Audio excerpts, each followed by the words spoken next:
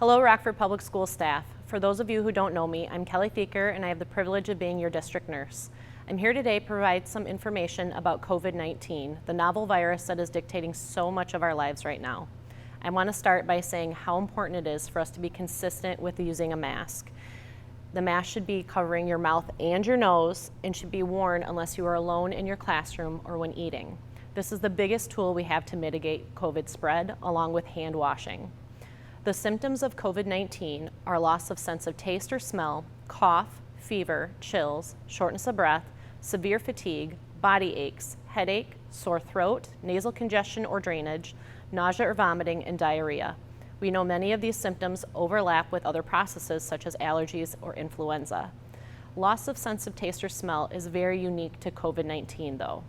The most common of these symptoms are cough and shortness of breath in adults and fever and headache in children.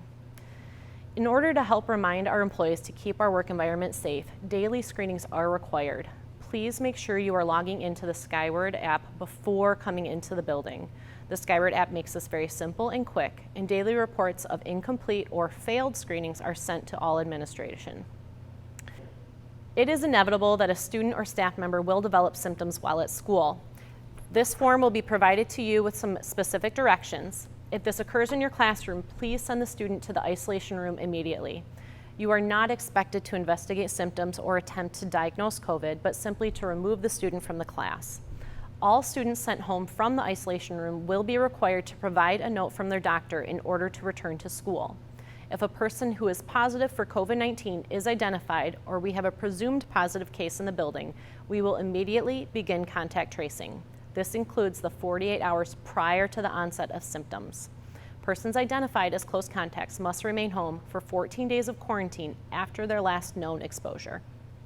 A close contact, as determined by the CDC and the Kent County Health Department, is anyone who is within 6 feet of an infected person for a cumulative 15 minutes or more, anyone with direct physical contact with an infected person, such as a high five or handshake, and any contact with the person's secretions, such as being sneezed on or coughed on. This begins 48 hours prior to the onset of symptoms. All those determined to be close contacts will be informed. Staff will be informed directly by me or the COVID response team member in their building as soon as possible. Students may be informed at the end of the school day in writing that they are not able to return to the next day. We will be sending contact information to the health department, and the health department will be calling each student's family. A letter similar to this will be sent to all families of potential exposure. I want to give you an idea of what isolation and quarantine periods may look like, however.